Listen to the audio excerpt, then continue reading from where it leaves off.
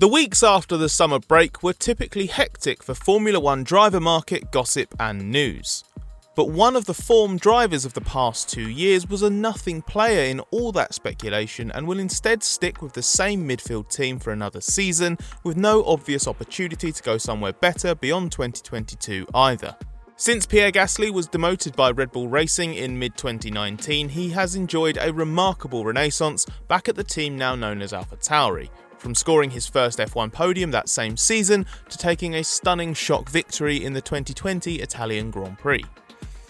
So why is Gasly still being snubbed by Red Bull? Is he being overlooked by other teams, and is there much hope of either situation changing next year? As you may have worked out, that's exactly what we're going to get into in this video.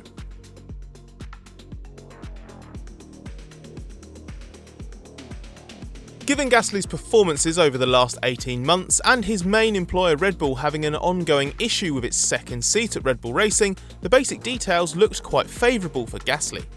But while a lot has changed for him since he was dumped by Red Bull, as he's become a race winner and established himself as one of the form drivers in F1, at the same time nothing has really changed. He's still parked at Red Bull's sister team, he still has no route back into Red Bull Racing, and he still has no clear alternative should he wish to cut ties with his long-time backer. In an F1 context, Gasly's merely existing, even though he's doing so at a very high level. He's a driver in great form, but with no command of what happens in the driver market. By the start of next season, Mercedes, Red Bull, Ferrari, McLaren, Alpine, Aston Martin, Alfa Romeo, everyone will have had new drivers since Gasly returned to Red Bull's sister team AlphaTauri, but Gasly's staying exactly where he is.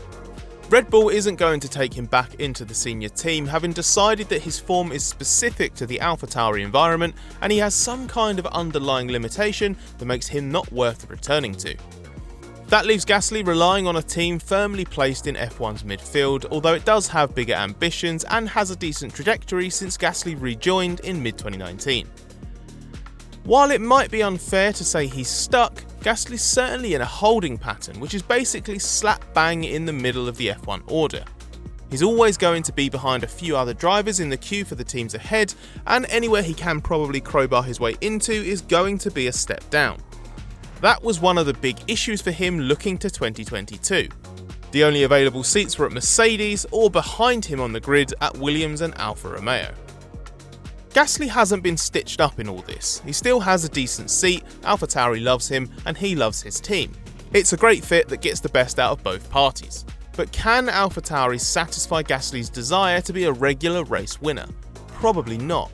And does AlphaTauri, with somewhere between the 4th and 6th fastest car in F1, match Gasly's place in the driver pecking order on 2020 and 2021 form? Probably not. So despite being in the form of his life, he's ended up a bystander in the driver market, unable to make things happen himself, and at a time where there are no other major moves afoot to shake things up for him either. Gasly needs more longer term, and the chances are he will not be getting that at Red Bull. Despite his resurgence, Red Bull had no interest in considering him to replace his own replacement Alex Albon for 2021. Instead, with Albon unimpressive alongside Max Verstappen in 2020, Perez was picked to become Verstappen's third teammate in 3 years. Now Perez has struggled too, whereas Gasly has continued to excel in his team leader role at AlphaTauri. But Perez has been retained for a second season in 2022 and Gasly will stay where he is. It's a situation that has meant even F1 sporting boss Ross Brawn has been moved to declare Gasly is too good for Red Bull to keep snubbing him. Brawn reckons Red Bull will lose Gasly if it keeps him parked in its second team. After the Belgian Grand Prix, Brawn said, "Pierre is acquiring a growing fan club in F1 and I would count myself as a member. For him to come back from such a difficult blow after being dropped by Red Bull from their works team and return to win and perform as consistently and strongly as he does with a car which won't be as good as the works team is fantastic. It's a real credit to him that he's stayed committed. Something will happen for him in the future. He won't be able to stay in the family if an opportunity to return to the Red Bull works team isn't coming. He's too good for that." In the face of that ongoing Red Bull rejection, Gaslys has insisted that AlphaTauri is a good short-term bet because it has become a regular fixture at the front of F1's midfield, and he thinks it can progress further when F1 shakes up its technical rules next season. The question is whether he would really be better off anywhere else. He has shone as the focal point for this team, whereas at Red Bull he struggled in Verstappen's shadow. The Red Bull has not been designed specifically to Verstappen's needs, but it has pursued a development direction that induced rear-end instability, because Verstappen was able to handle that effectively. Red Bull didn't care that his teammates couldn't, and is only now realising the extent of that. Gasly, Albon and now Perez have struggled with the worst trait of the modern Red Bulls and have consistently fallen short of Verstappen as a result. So why should Gasly risk the reputation he's rebuilt by going back into that environment? So what's Gaslys to do in the meantime? The only option is to keep trying to perform at his recent level and improve where he can, to position himself strongly for when something does change. That could be a seat opening up at another team, a new manufacturer joining F1, or even in the unlikeliest scenario, Red Bull deciding Gaslys is worth giving another chance to after all. Unless he splits with Red Bull, Gaslys is probably just treading water.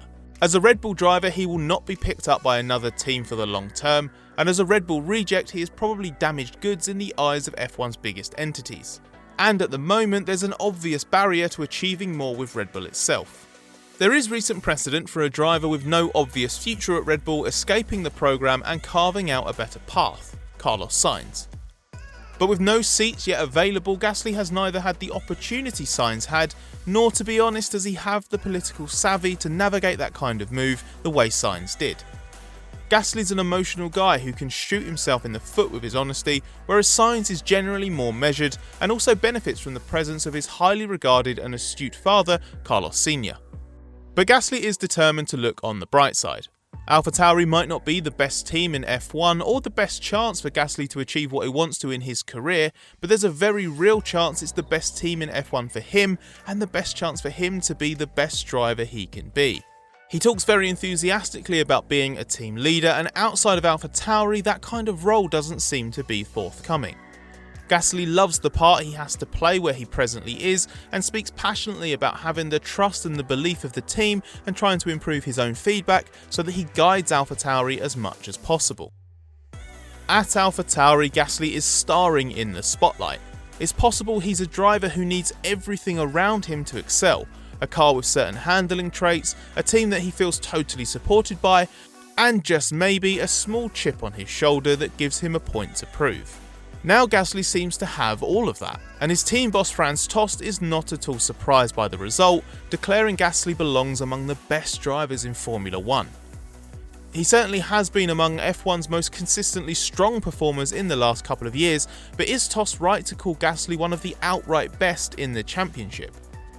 Let us know what you think in the comments, give this video a like if you enjoyed it, and if you're not already subscribed to our channel, hit the big red button to change that, and join us again for more videos in the future.